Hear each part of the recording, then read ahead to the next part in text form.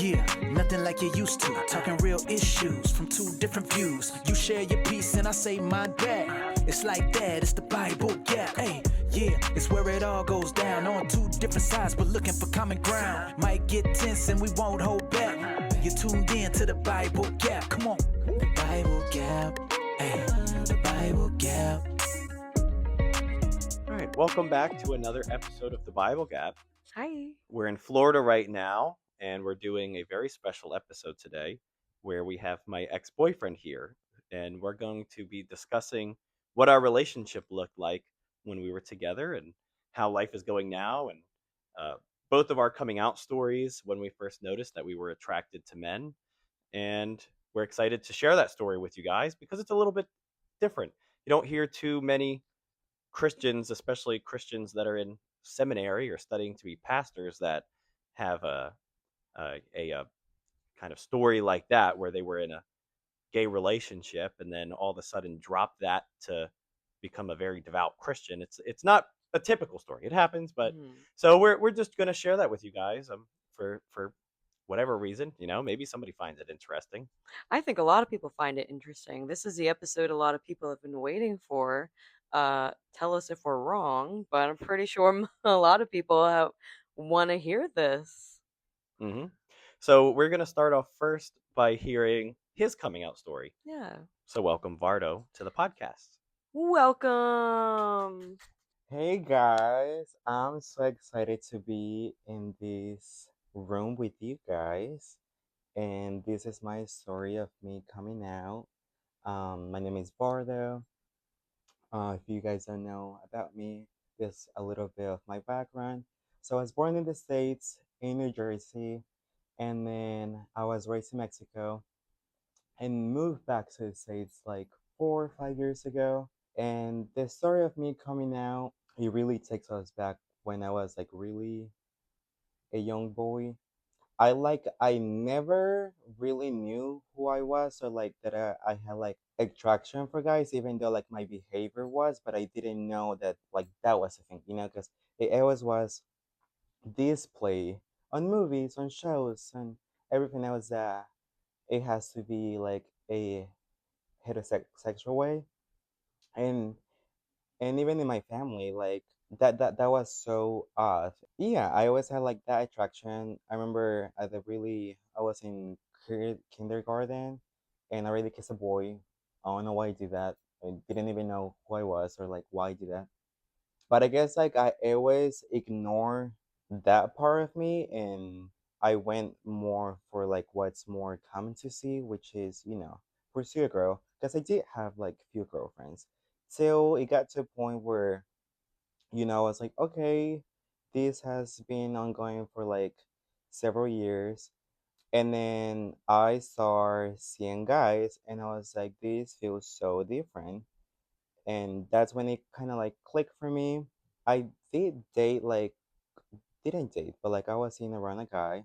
And then that's when I confirmed that I was gay. And my story, it's a little bit long because I never stay at like one place. My mom is from a different city than my dad. They're both like 10 hours away from each other. So I went to like three different high schools, three different middle schools. And then in the process of that, that's when I was kind of like exploring myself. And one of those times I met a guy, and then I had to move back to my dad. And then that's when I kind of knew who I was. Then I started seeing a boy. For more context, my town is kind of small. So everybody knew me or my family, and everybody knew this guy's family. So when we started like hanging, everybody was talking about it. We were in everybody's mouth. So it was a rumor. And it got to my family's ears. That's when lots of dramas, lots of painful parts of my life that it's still kind of like, I don't know, it's a war. But yes, it still hurts. So I was seeing this guy. I was already in middle school, and then my family knew about it, so they stepped in. They were dealing all type of things to my dad to like not allow me to be with this guy. He kind of like became obsessed with it, so he will chase me, or he will send people to like see where I'm at or what am I doing if I'm with this guy or not. And it got to the point where he was like hitting me till I was bleeding. Yeah, just doing all types of stuff for me to not be with this guy. Things got really hard for me because when you're that young, I feel like you're so full of emotions and your emotions can go like a little bit over the border. So I tried to kill myself because I was like, I don't want to deal with this. Like, I don't want to be this way. And like, they're treating me so horrible just because I have this preference. And I had a really close relationship with my whole family. Like we went to church every single Sunday, and when that whole thing happened, everything changed. Everything turned their back on me. I felt the difference with my cousins, with my uncles, with my favorite aunts, and I was like, gosh, like I don't want to be this way.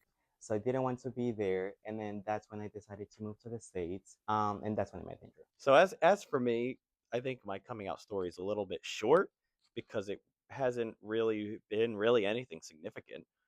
As far back as I can remember, I was always attracted to both boys and girls. I had my boy crushes and my girl crushes. I never really pursued anything with a boy, maybe until, yeah, I think until high school. But I do remember being attracted to boys for as long as I could remember. I think when I tried to publicly come out, maybe when I was a kid, I have a very faint memory when my dad was around that I did share that I was attracted to boys or I had a boy crush or something like that. And it was just brushed very quickly and I up that like, no, you aren't. And then I don't think we ever brought it up again. So that there was really nothing there with that. I think the second time I didn't really come out, but I tried. I showed my mom a movie called Prayers for Bobby about a boy who was raised in a Christian family. He came out gay, and his mom was very dismissive of it. And I don't remember all the details, but he ended up killing himself. So his mom became like an advocate for gay rights. So that I don't think she got the message that I was trying to kind of pinpoint the fact that I was interested in men. So um, there was always that attraction towards men and women. I don't remember my mom's reaction first when she first took notice. I think my sister more so told her for me, but I don't remember at what age that was or what the. But my mom never really addressed it unless I brought it up. Then the conversation wasn't there. She never was angry at it. She never like kicked me out the house. She never really did anything. It wasn't until I brought even when I brought boys home, like my boyfriends from high school, she treated them with love and respect. She never said anything to them. She never was rude to them. She never said anything straight to their face. She would stay firm in her belief that she didn't think it was right, but she never treated me any differently or any type of way for it. So I would say it was very good like background. There's nothing really crazy about it, and it wasn't until I met Vardo that I really realized the love that I am capable of having with somebody because my previous relationships were just kind of, high school flings. They were just whatever. But it was only with Vardo that I realized like, dang, like I am really capable of feeling love for somebody and sharing that part of my life. So we're going to talk about that right now. So yeah, as we both said, you just heard our coming out stories. So we met in I think it was December 15th of 2021. I just got out the army. I completed my 5-year contract, and Vardo just moved to the U.S. or back to the U.S. from Mexico. So we were both fresh back in the states. We met online. We met on Tinder, and we didn't talk too long online before we just met in Hmm. person. Our first date was to Smithville in New Jersey. For those of you who know it, very nice place. And what struck me from the very beginning, and I told Vardo this during our relationship, is that I never experienced it with any other guy, but as he would come out of his aunt's house, like how he's all dressed up, he was very well dressed, almost as if he was gay, and he looked great. I was like, oh my gosh, this guy's talking to me. And so I always complimented him. I always told him, I was like, oh my gosh, like the way that my heart felt. And he didn't at that time. He didn't really speak much of any English. So our first date, we didn't understand each other like at all. We were communicating through the phone. We were like here, Yeah. and then that's how we changed conversations hmm for a good minute. Yeah, and before I met Vardo, like I've met so many guys like online. It was just like a constant pattern of probably talking to a guy online, meeting with them in person, and then you probably like never see them again. But the first date went nice, even though we couldn't understand each other. And as I was dropping Vardo off, he said, If we could spend like more time together. mm-hmm. Yeah. And I was just like, oh, I guess it went well. I did. Mhm. I thought it was just going to be another meetup with another guy, and we probably would never see each other again. But he wanted to stay and keep talking, and I think maybe we got milkshakes from McDonald's or Mhm. something. And from that point on, we just continued to talk and hang out. We hung out a lot. Yeah, we did. Not maybe not every day, but pretty Yeah. consistently. But all of the dates were really nice. We would Yeah. go maybe just on little walks. We didn't do anything extravagant for a while, but it was just we just enjoyed spending so much time together. It was a great time that we had. And then one day, and then you can share like Yeah. when we were at the dairy bar. So my mom, and you guys will understand a little bit more about my mom as I go with this story, because I don't want to go into like much details about my mom, but my mom it's a hard person to like handle or like be around her. I love my mom though, but I was saying that she doesn't have like the best relationship with my aunt that gave me allowed me to stay with her for like a month. There was like bunch of back and forths and my mom got so mad and she was like, leave that house right now and just a lot more things. But I'm trying to like say like briefly. So I told that Andrew and I asked Andrew for a favor because when I recently moved to the States, I was in Long Beach Island, if you guys know where from Jersey. And I asked him, hey, can you make me a favor? Like, can you drop me off back where I started? Because I already had like a job there and like somewhere to stay by myself. I guess he was like, oh, let me ask everyone at his house, his sister, his niece, and his mom, if I could stay with them and they agree and so I moved in with them, which I really appreciate because it's like wow, like that's how we became a whole family and I guess like we got like really attached to each other since that moment. So I am like really grateful for them and I call them like my adopted family because yeah, it's been a whole journey. hmm Yeah, when he moved in, it was we were in a small apartment at that time. It was very tiny, but we made it work. We made it Having work. another person, and it was great. I mean, it, It it was was it was fun. tight, but it was a Yeah. lot of fun Yeah. in there. And we didn't stay too long. No. It didn't last that long because I was He was using already on the market on getting a house. yeah. So we were looking for houses and we are like, well, maybe we need to get a house faster or sooner than later now because we're very tight. We went around and Vardo and I, yeah, a couple of us, we went out and looked around for different houses. And we eventually found a really nice one that would fit all of us comfortably. We got that house. We moved everything from the apartment over to the new house and we just turned it into a home at that point and we all had a place to stay and it was just a great experience moving in and having that having those memories.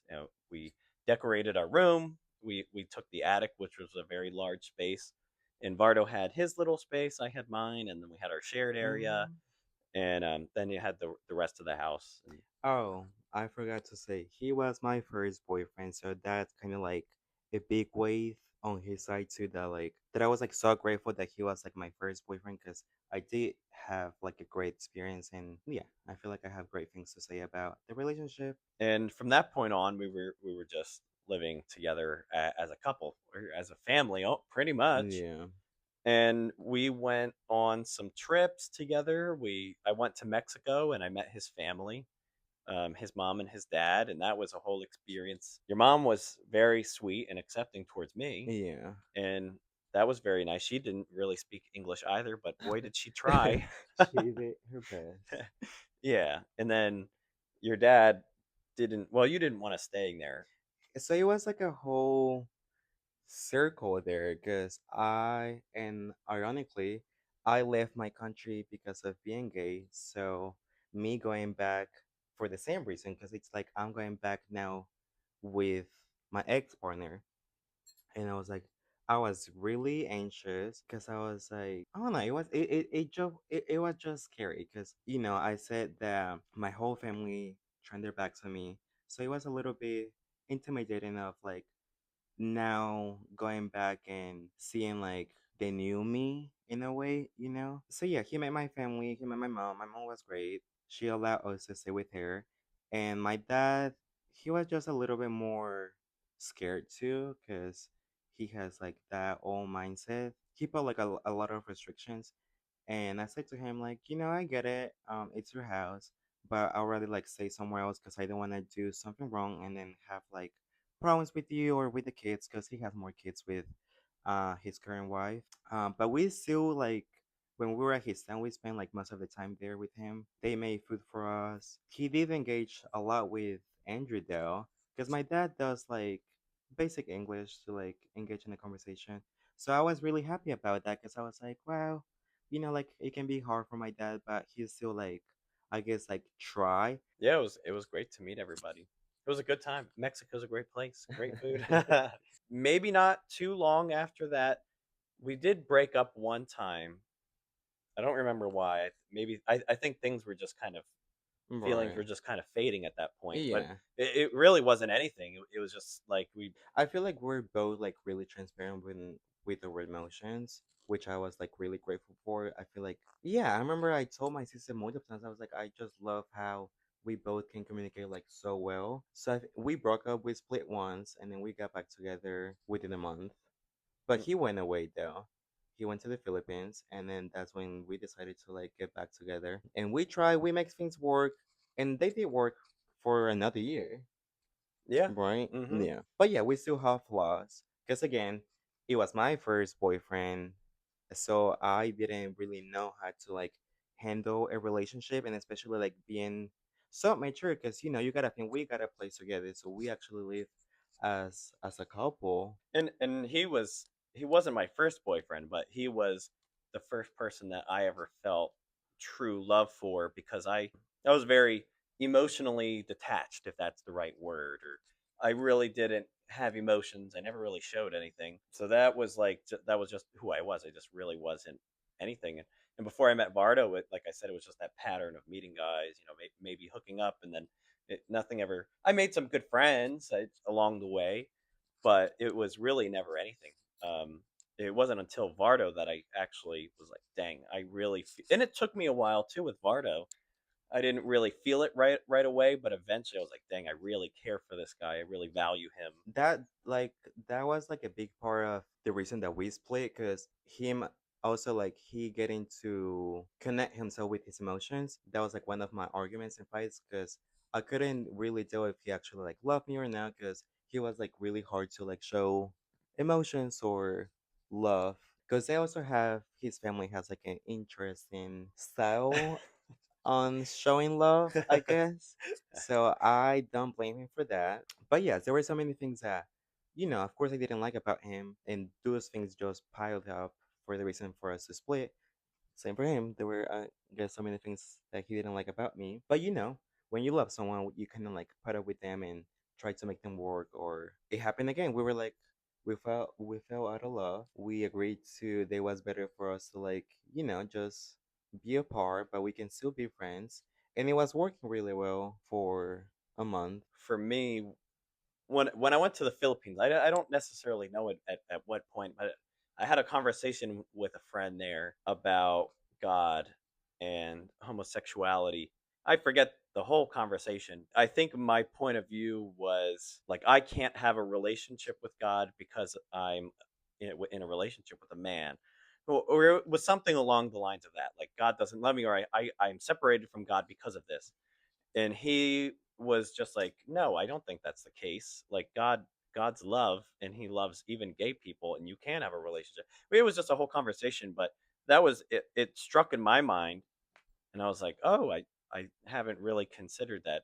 Even though I'm in a relationship with a man, I could still talk to God and start that relationship with him. And I had a lot of wrong ideas about God at the moment, of course, because I didn't know who he was, but I was just I started praying again and talking to God, but there was always that thought that marriage was between a man and a woman. If I acknowledge God's existence, it's pretty like I can't go against if the Bible's true, and if I really cared to go that route, then I do think that maybe marriage is between a man and a woman.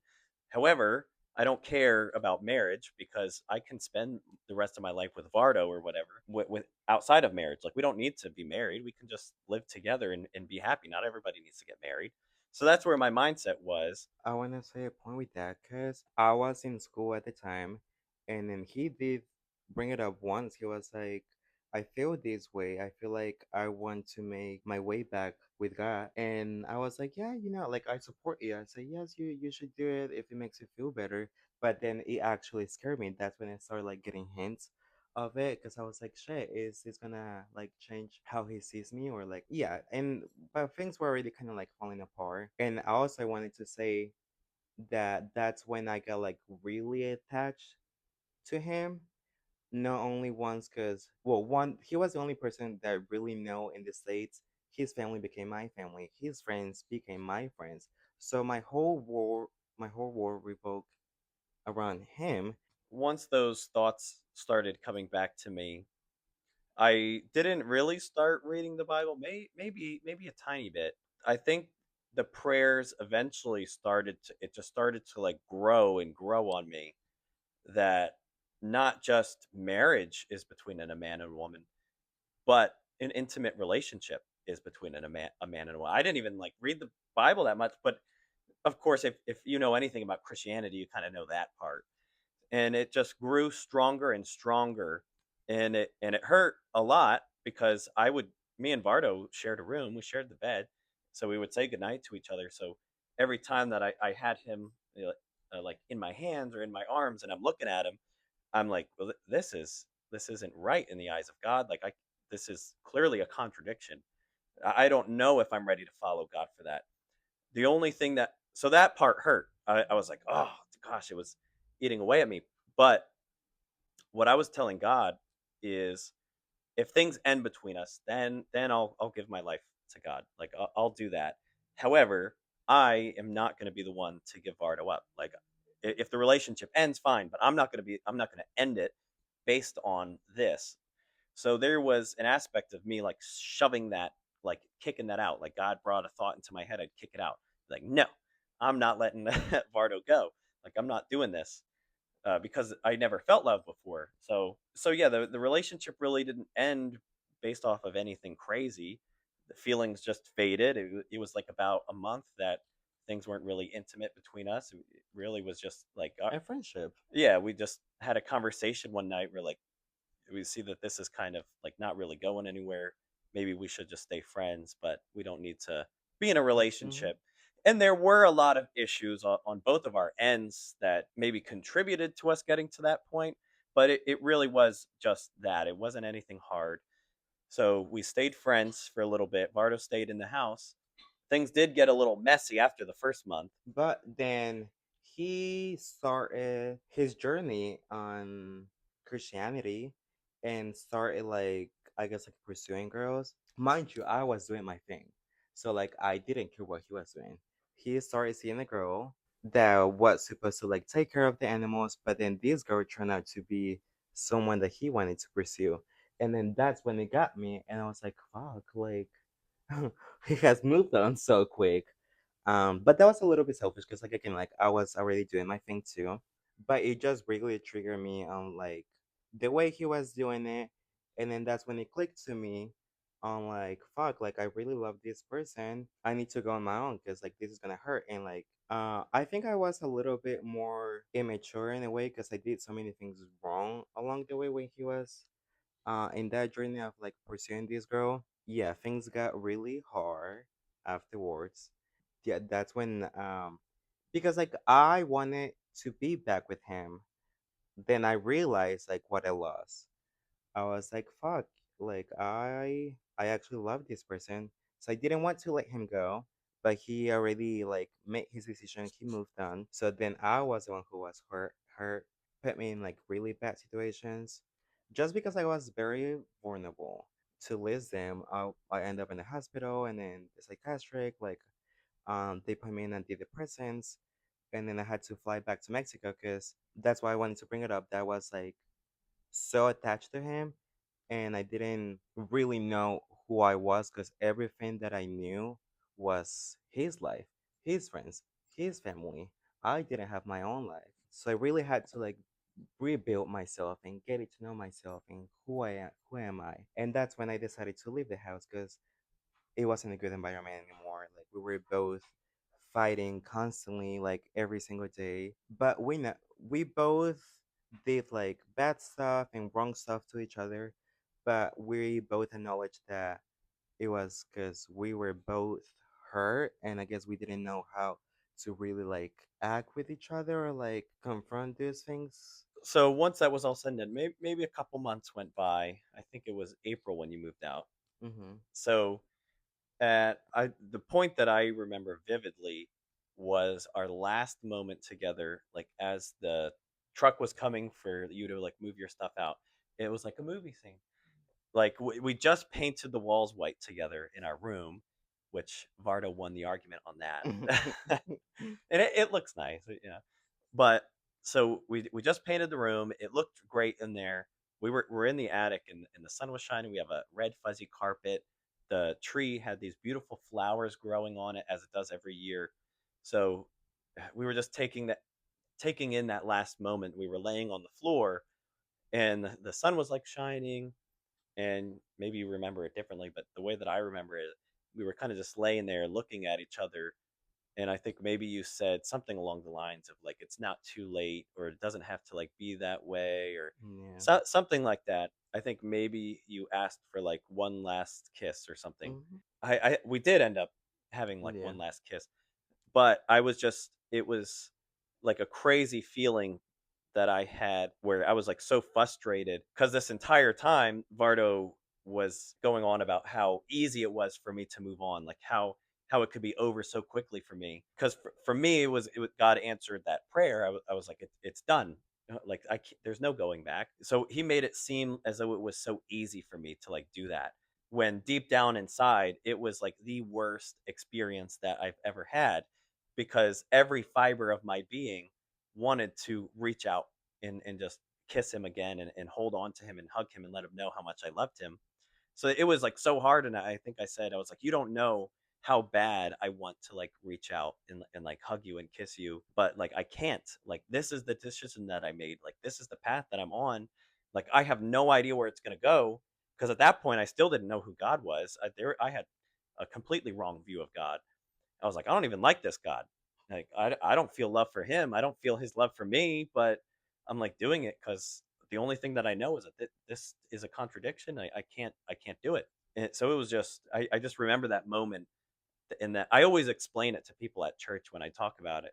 I'm just like, with every fiber of my being, I wanted to stay with Vardo. I wanted to make things work. So I can't even explain the feeling, because it was just like so insane. But like that was like every day. And then yeah, we had our last kiss, and then the van came and we packed it up and we said goodbye. And I think we didn't talk for another. Yes, it like for me, I remember I poured my soul that day. I begged him to like stay with me, and I was like he said, like I was like, it doesn't have to be this way. So I was kind of like hoping that he would change his mind, but it didn't for the right reasons, you know. Like I'm so happy that things went that way, but at the moment it was really painful, and I knew it was coming because again, like I already knew how the situation was, and I was like, I don't want to live like this. So once, and I told him, I was like, if you don't hear from me, like, know that I'm okay. Cause I was gonna go with no contact, and it went like that for like a year. There were like few things in between, but just because we needed to like address few things. But we definitely didn't talk for like a whole year. So that's how our relationship looked. Now we're going to talk about what it looked like after the relationship and how we got to the point that we're at now. So once Vardo moved out, I could really start to focus on my journey into Christianity, because I couldn't do it when we were together. because I would read my Bible or try, and something would happen. It was just too crazy. It was not a good environment, like Bardo said. So once he was out, I remember just being on my knees in the attic. And I guess as a Christian, people can talk about like when their moment of salvation was. I said, and I guess that would probably be mine. Is I was like, well, it's done, God. Like, I don't know what the heck you want, but you got it. I don't know. So that was like the moment that I really just committed my life to following Christ. But like I said, I didn't know really anything. And as I went into church, and even from that moment on for like the next year almost, anytime I went to church, anyone who said like, "Oh, hey, how are you?" I would just like break out like crying. Like I couldn't have a conversation with anybody because I was just like, ugh! I was like, I do not, and I told him very upfront, I was like, I don't love this God. I don't feel love. I don't feel his love for me. I don't love him. I don't even like him. It's annoying that I love Vardo so much. And we're done. And I was like, all right, God, you win.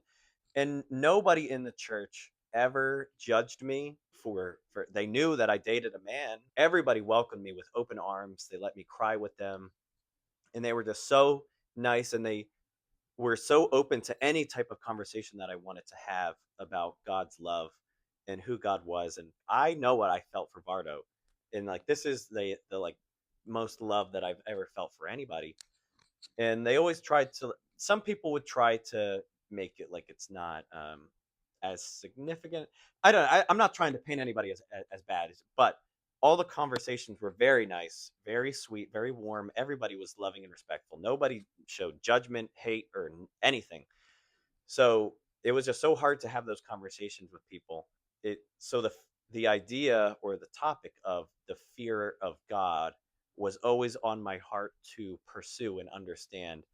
Why should I have so much fear of this God? Why do I? Because what kind of God is that beats you into submission with fear? It's like that's where I was at. I was like, why does everybody worship this God? This God sucks. Like I'm only following him because of the fear of hell. And it just like scared me. And I was like, is this the God that everybody's following? I mean, this is horrible. So, and that ate away at me throughout that entire time, just thinking that this God was just a monster.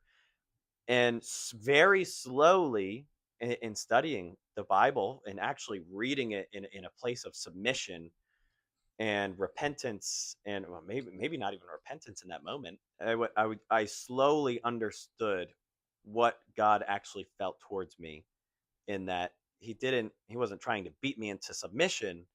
It was a place of obedience. I don't. We'd have to do a whole podcast episode on the fear, like explaining it, what I went through, because I don't have the words for it. But I just the main point is that he was slowly but surely showing me the love that he had for me, and that eventually developed into like the love that I had for him. And I think someone tried to tell me like, well, that's like Stockholm syndrome, like you're falling in love with your abuser. And I was like, no, maybe at the time I was like, I can see where you're going with that, but no, that's not the case. Like God actually is a loving God. He loves everybody, whether they're gay or not. But there is a choice that you have to make, and I made my decision, and I stuck to it no matter how hard it was. And then I got baptized, I think maybe in June of the following year that we broke up. They made a call of who wanted to get baptized, and I just felt like my heart about to jump out of my chest. I never felt that feeling before. I was like, oh my gosh, it was just like a crazy feeling I've never felt before. And I walked up and was just like crying into this guy's arms, who was so very nice. I loved him. Got baptized that same day, and with some friends that I've actually grew up from elementary school all the way to high school. So it was cool that I got to get baptized with them, and it was a beautiful day, a very amazing experience. And then from maybe 6 months after that, I went to seminary to pursue a Master of Divinity degree, which I'm currently still doing. Yeah, Bardo, how about you? And then my journey definitely wasn't easy. I was on a full year of therapy. So, like I was saying, like, then I was on a journey of rebuilding myself because everything that I knew in the States and about me, it was Andrew's world. So now I had to build mine. And that whole year, I was still in communication with his family. Like sometimes his sister will reach out to me, or his mom, or even his niece. She would invite me for like concert events or events at her school. And it was really hard for me because the first time when I saw them again after so many months, I was like, fuck, I don't think I'm ready to like see them or like be around them again because everything was just bringing memories of us. I couldn't even drive to his house or like the street of his house because it will destroy me completely. So I really like stay absent or like away from everything that had to do anything with him. But slowly but surely, like I was comfortable enough to like be with them. And then one day, I think they might invite me to the house for something, and I started crying instantly. And I was like, "Oh my goodness! Like I'm never gonna be able to like move on. Like this is so hard after so many months." But I did. Like I was able to around the year when a year went by, he reached out to me. He was like, "Hey, like I hope you're doing well. Just wanted to like check if you want to be friends, and if not, like I respect that." And I asked my therapist about it because I didn't know what to do. Because I went through so much pain, and I was like, "Do I really want this person back to my life?" But we listed it like all the cons and the pros, and then she was like, "Yeah, like, you've been seeing his family when he's not around there, and they seem like they're very respectful and they see where you're coming from. So, like, give it a try. Give it a try. And if it doesn't end up working out, if it's too painful, if it's, dramatic or whatever, then just cut it off. But you at least try. You give it a try." And then we try, and it was a little bit difficult at the beginning because it felt like I needed him. Like I couldn't be so close to him because I just wanted to like run to his arms and you know I just wanted him back. But things were so different already because he was just in a whole year of his journey with God. So he also felt like was meeting another person. Nonetheless, I never judged him for whatever he was going for. I was more worried about like him doing the wrong thing or like lying to himself. I feel like that was my main concern, but I always was like, like do your thing. I wish you find that peace that you're looking for. So yeah, a few months went by of like us hanging out, not like constantly though, but we were I guess in often communication. And then I was really clear to him though, because I was like, if we are trying to make this work out as a friends, like there needs to be boundaries, there needs to be communication. So I said to him like, I don't want to know nothing about your dating life, because it was still hurting me when I heard that he was like, out there approaching girls or whatever. So yeah, I was like, please don't tell me anything about it. Like, as I'm ready, like I'll be the one who start asking you the questions. I saw it like as such a like beautiful thing, like more back then when it was recent, because I was like, I love that I was able to keep a person that I love so much, even as a friend, and lost him forever. So that was so beautiful that I was able to keep a person that I love so much, even though back then I still wanted to be back with him. And then we realized of like that it can be dangerous of like us being friends for our future relationships or like how the public is gonna look at us. So we made our boundaries even way stronger of like we shouldn't be in communication that often. We shouldn't do these things or like you know type of things that can be misinterpreted, but still having like the title that we were family because Christmas will come around, Thanksgiving, and they will invite me. So I was like, it needs to be a healthy environment for everyone. We made it work. We made the boundaries work, and here we are. Yeah, In Florida on this trip. But since this point, we haven't seen each other in 6 months, yeah, just about. around about, yeah. Oh, yeah, that was another thing. he moved to PA for whatever. What are you called? Seminary. Yes. And then I moved to South Carolina for a guy. It didn't end up working out. He got aggressive, and I said, "Fuck no." But wait, okay, I wanna give because this is a whole circle, Oh boy. and I wanna like, because I know some people can see like us like such a red flag, and I get it, because like who is friends with their ex? Like that's such a red flag. I wouldn't want to pursue anything with a person that still in touch with their ex. But I feel like once you get to know our story, it's like a little bit more different. My current boyfriend, his name is Casey.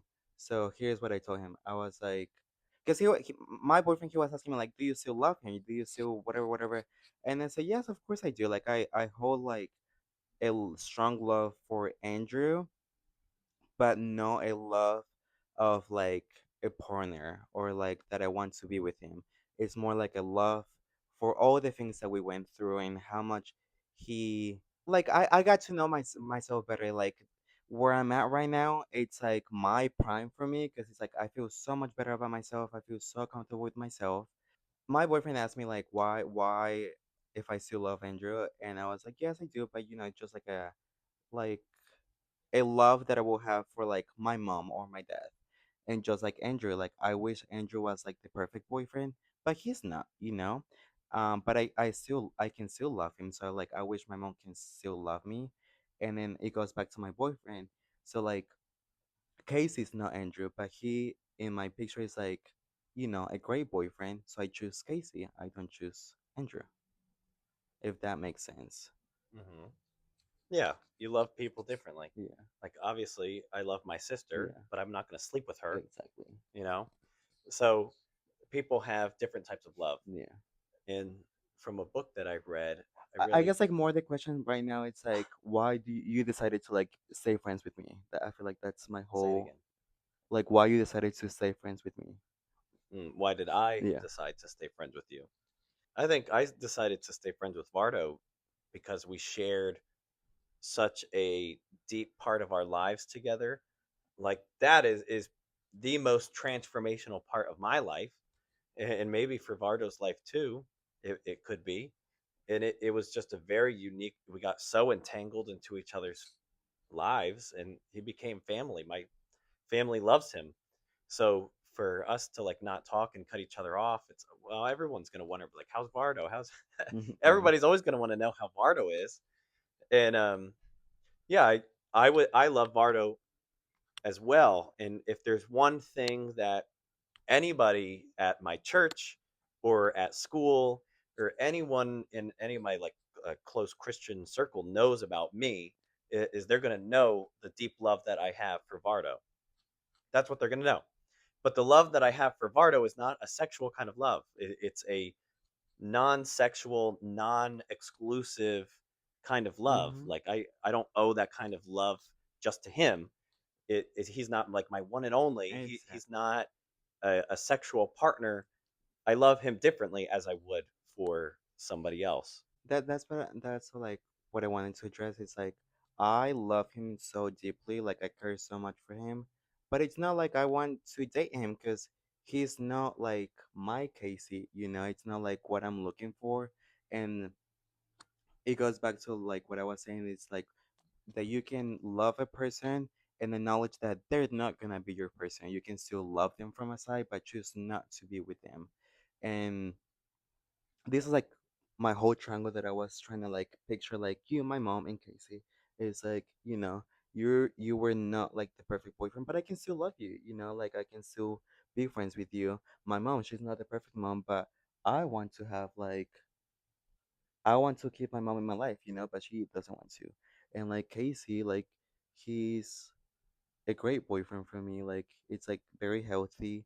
And then before we kind of close up this part of the episode, can you just briefly touch on like what your relationship with God looked like through that experience and maybe through now if it's Yeah. developed at all? Yeah. So um he definitely helped me a lot with like my way back to God. because like I said, like I was raised as a Catholic back in Mexico.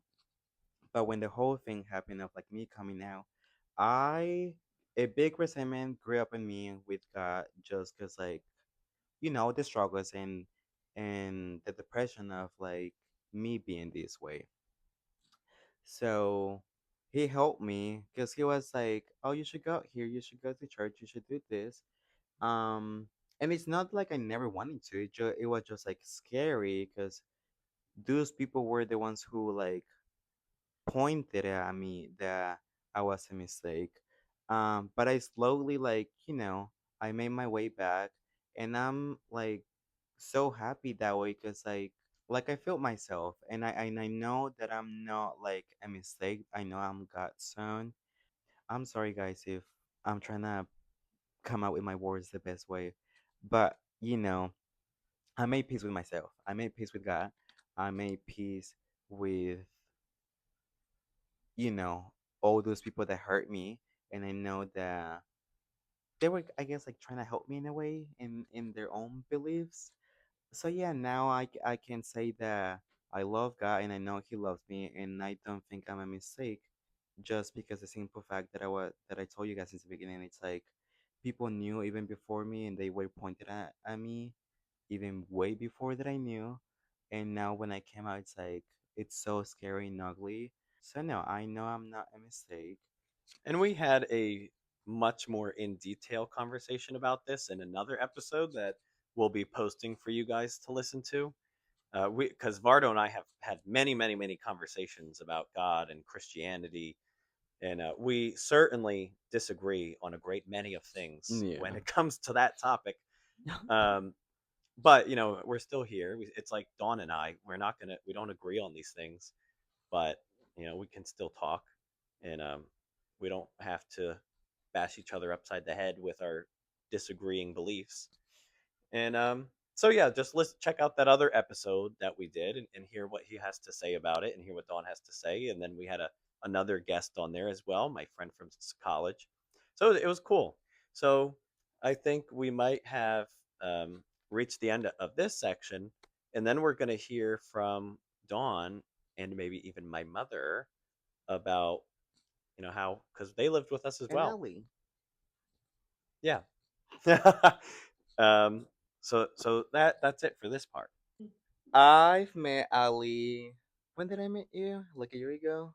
Yeah, coming up on a Last fall, Yeah, yes. coming up on a year. And we didn't like really talk much, but like I still felt comfortable like around him. Like he will go out of his way and like talk to me. So I appreciated that, but that was just like one time. And then it happened that, we're together again. Um, and I just, for me, like it has always been so difficult to like be friends with men, because it always feels for both parties involved. Like it always feels so uncomfortable. Like they don't know how to talk to me. I don't know how to talk to them, and the vibe is just awkward. So when I was on the cruise, I took it the time to tell Ali, and I was like, I appreciate you for being like so nonchalant. It's not the word, but like just like he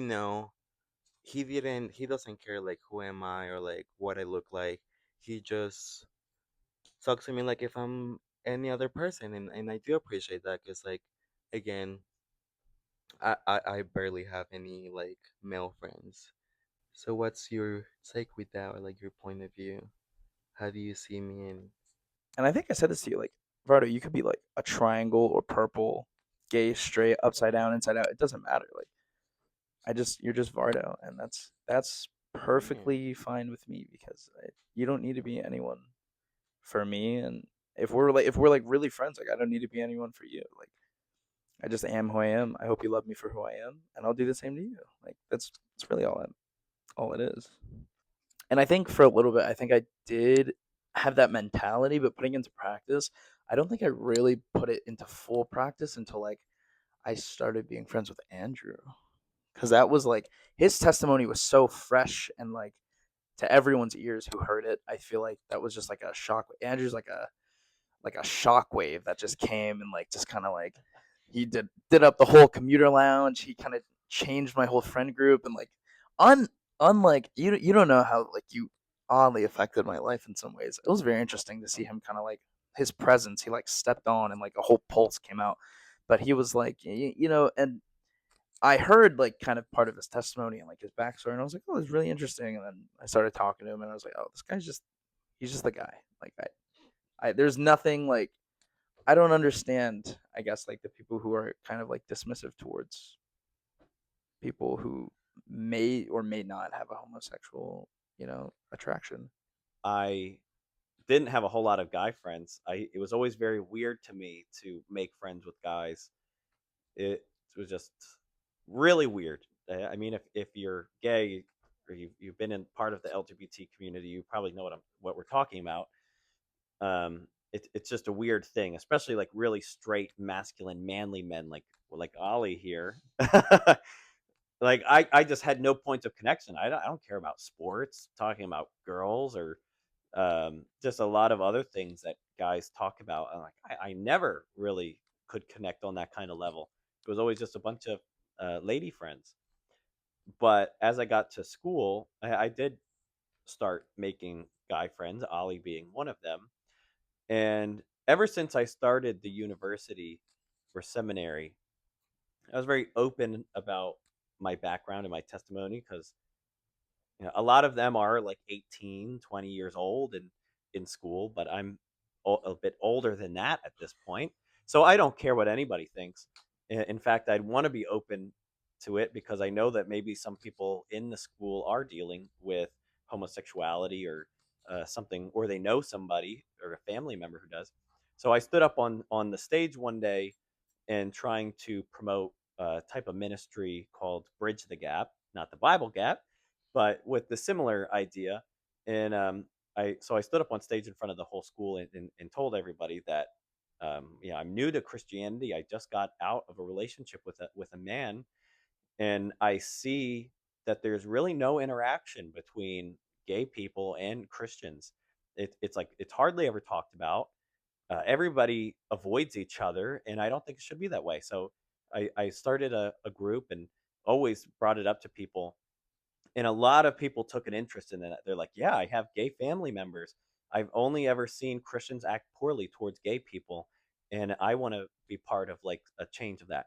Now that group got shut down quite quick, but we're still. I always keep the conversation going. We still pray. Um, I still get groups together to pray with everybody, and Ollie was one of those people that just took an interest in that kind of ministry. And I don't think every Christian is called to a certain type of ministry. So I wouldn't say that every Christian is called to the ministry of that they should be engaging with the LGBT community. Not because they're hateful or homophobic, but because they don't They have don't that know. compassionate heart towards them, and they really have maybe they don't have like an experience or whatever. But Ollie is one of those people, one of the few people that I know that I think is fantastic for that kind of ministry because he just talks to you like Yeah, you're like whoever, yeah. And and he doesn't treat anybody any type of way. Nothing but great things to say. I wanted to say like really quick, cause like, and I feel like that's like such a beautiful thing of like how much our life changes. Like now he goes out there and like help people to like whatever you're doing, like helping the LGBT community and like whatever, like everything that you just say. And like for me now it's more like with like depression and like mental health awareness. Like I go out of my way if I see like someone that's struggling or like sad or whatever. Like I hear them out, and I love to see where they're coming from and like whatever their struggles or their little monsters. Um,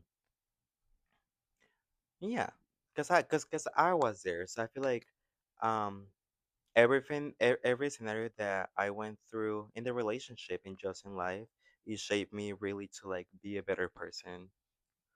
Hmm. So thanks for hopping on, Yeah. Ollie, and coming on this trip with us and spending a lot of time with Vardo and I and the family.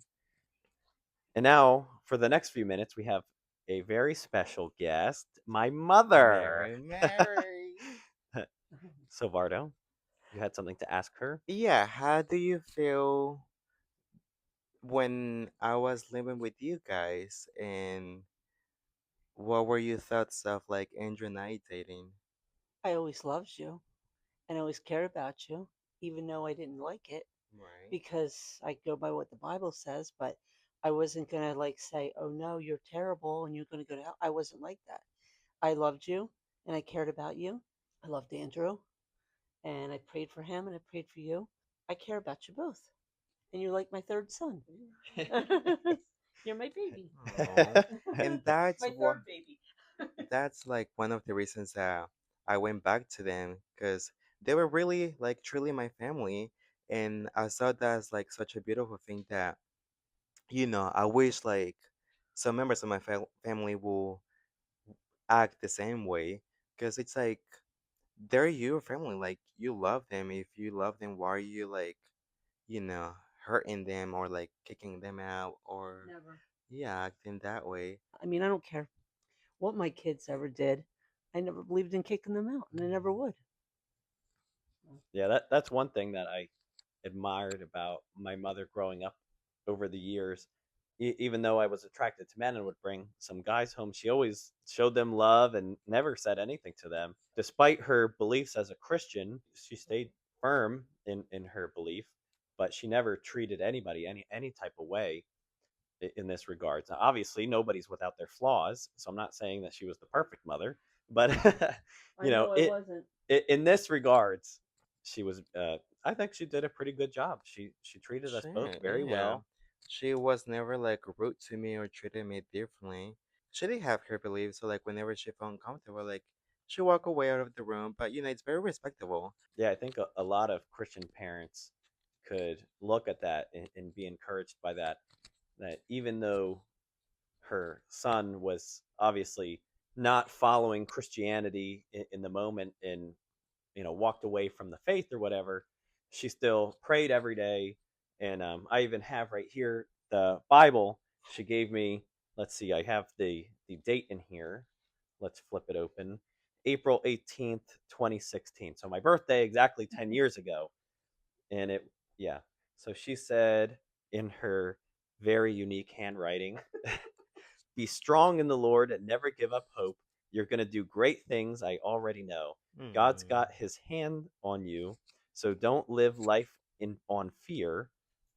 Forgive and forget, but don't forget who you're, why you're here. Take your time and pray. Come find peace in the Father. Thank God for each day. His love will find a way. It's from a song, but don't ask me what song it was. I don't remember, but it was from a song. And then at the time when she gave it to me 10 years ago, I'm sure I almost like it was good as garbage to me at that point. But I kept it. Yes, she I kept it. She kept it what, in a closet? I don't remember. Oh. Well, she kept it. Yeah. And then eventually I ended up asking for it, and then it was the Bible that I used to learn about who God is, and I have it marked up, and I take it with me for school and everything. So thank you for that. We Well, I also want to take like this moment to like point out that like I never criticize or like judge my dad for like the way he behaved when like this whole thing happened. Yes, things were like really hard. I probably hated him back then, but my dad was also like a great dad. He just didn't know how to like handle things, and I do believe, and like I said before, like I see the good in people. I was raised by my dad, so he take the full role of like being a mom and a dad. He had to provide for us, and he was raised in a different time generation. They have different beliefs, and especially like me being from Mexico, it's a little bit more hard for them to like understand and know how to talk to their kids. So my dad struggled a lot too, because as much as I guess like he wanted to like be supportive, he didn't know how to, or he just couldn't want to. I don't know, but I love you, Dad, and I know there are parents out there too that they don't really know what to do. But and it's okay because we don't have all the answers. If anybody out there, maybe they have a tough relationship with their parents or they don't have anybody, well, I got news for you. This woman right here is ready to take in some more kids. So, and she won't. She has a lot of love to give, and she loves to talk. So, if you want to have a conversation, she's the lady right here. She's taking in more kids. But yes, thank you for coming on the podcast and talking with us. We love you. I love you too, Oh. Barb. All right. And now we have someone who has been with me my entire life. Wow, crazy, right? Yeah. Who would have guessed? So obviously she's seen all the changes. She was there the entire time that Varda was living with us.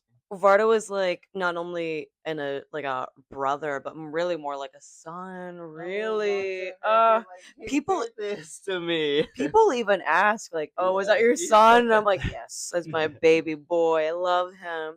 And it's like so crazy how like even just I mean, your guys' relationship is rather brief, like in like the grand scheme of things, but that doesn't change like what it was, of course. But like, it's so crazy how Vardo became. Even like, I don't think anyone was expecting Vardo to become such a part of our family.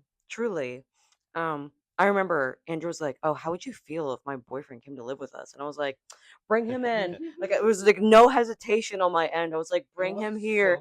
And I never even met you before. I was just like, "Bring him here." Like give him to me and I'll protect him. Like give him to us. And of course, as you heard, our mother was the same way.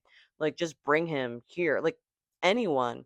That's always been something that I think our family in general has tried to embrace is if someone needs somewhere to go, somewhere to be, we've always been like a safe haven for it. Literally just I mean, of course, not anybody, but like people that we trust, of course, because there's a child involved, and I think those are really like. I wonder, if like you guys would still be the same way if Catalia, my daughter, wasn't involved, because Vardo has become her favorite person, truly. I literally call her my niece because it's Yeah, she like loves you. my little sister. I love her. Like we spend so much time together, And like I and think that makes like the relationship might seem like your guys' relationship might seem odd to some people, but like you guys have to remember like Vardo became part of our family. so And it's at the not only yes, it's his. not It's only Andrew, like Vardo is someone I consider like my best friend. Like I tell you we tell each yeah. other We thought yeah. sometimes a little too much information, but like we tell each other everything. Like that's like my ride or die. Like Vardo and I, like when we need each other, like that's who we We're turn there. Yeah. to. Because it's like I would go to for anything, and Mhm. vice versa. And like I think, of course, Andrew's the same way. Like it's like, oh, if you need something, like we're the people, like an integral relationship in our lives. Like no one could deny the love that they shared. I saw it the whole way through, and it was real and raw and beautiful. And it was like a relationship that not only was I proud of, but like it was just beautiful to witness. Anyone could see that you guys truly were in love with each other. But something that is so beautiful about love is that it can change, but that doesn't mean that it's gone entirely. Like I truly believe like once you're like in love with somebody, like that doesn't it not that it goes away, it changes. And like for example, my daughter's father, like I still have love for him. It's so different now. We're not friends because Exactly. not everybody can be friends after a breakup. What they have is truly a beautiful thing because that's not something that everyone can do. It's Mhm. just not. Not everyone is capable of doing that. But like Vardo said earlier, he knows that Andrew is on a different life path now. And that's something that I agree with you. Like, you could even say our relationship has changed throughout the years. We had a moment where we were kind of a little bit distant, a little bit, because we were just like so different. And then I kind of think like, I don't want to say that you were afraid to tell me about like your transition into Mhm. Christianity, but like it was a weird time for you. Like, how did that go? Like, you telling me after what Mhm. we shared, like, we read the Satanic Bible together and we're like on like our weird, crazy scene path, so to Yes. speak. Like, our emo phase was almost shared together. So, like, how did it feel to you when you were like, oh, your relationship with Vardo ended and now you're a Christian? Mhm. Telling me that. Yeah. Well, yeah, I think it was right before I left the army that Hmm. you gifted me your Satanic Bible, Yes. and you wrote Yeah. something in it. I don't I I don't don't know remember where what it it is. was either. Yeah. I don't even remember where that is, but Mhm. yes. So that was like the deep dive into like The the Satanic Satan. Bible is weird, by the way. But anyway. Mhm. And so yeah, it was just very different place, but Mhm. I think maybe even before, I'm not sure, but I always knew your views towards Mhm. Christianity, and obviously no fault of your own. No They've one can. changed a lot throughout the years, Oh, of course, yeah. because I think a big reason that you and maybe like anybody else was afraid to tell me anything is because I had a huge phase of my life where I was like, not just Christians, but Republicans as well. I was like, if you're a Christian or a Republican, I want nothing to do with you and I hate you automatically because my heart was just filled with hate. So that might have been like might have played something into why you were like, maybe I don't want to tell you this. Or how did Yeah. that go? Well, I think that was a way for God to shine into my life, Mm, like with church, because I felt as though I really didn't have anybody. Like yeah. so I was like up in my room in the attic, like on my knees, like almost every day throughout this entire time, like just like bawling my eyes out. I'm like, oh well, I guess I don't have anyone to turn to. Like I'm not saying that Dawn wouldn't have been there for me. Obviously, I know that she would have, 100%. I know that, but I didn't want to go to her because I was like, oh well, this is just going to confirm her hatred towards Christianity. Like I can't go to her, and then I didn't necessarily want to go to my mom. Obviously, again, I know she would have been there for me, but I was like, well, she never really saw me and Vardo like the love was legit. So I knew that she would have loved me and been there for me to cry on, but I was like, just so it's like both sides of the coin, and there. So there was that isolation, but the people at church like just showed me that love, and they didn't care about anything. So that's where I had to find my connection with people. Ew, and I'm crying.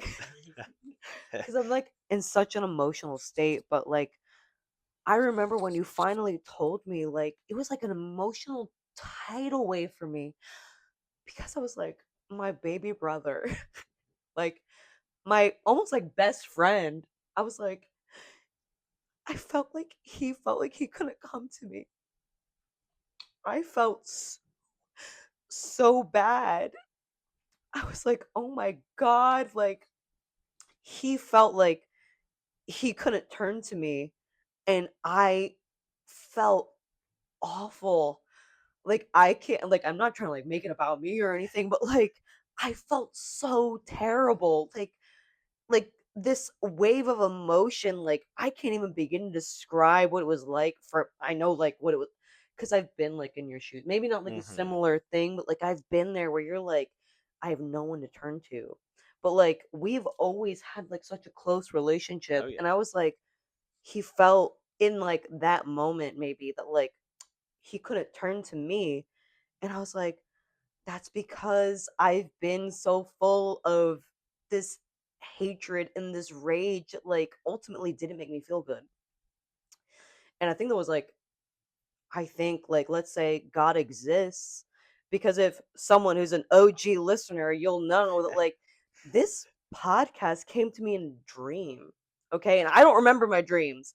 So if there is a God, I feel like this podcast idea came to me to bring us and, like, the whole family ultimately to be closer together. Hmm. Because another thing is my daughter who adores Vardo, adores Andrew. I'm just mom, you know what I mean?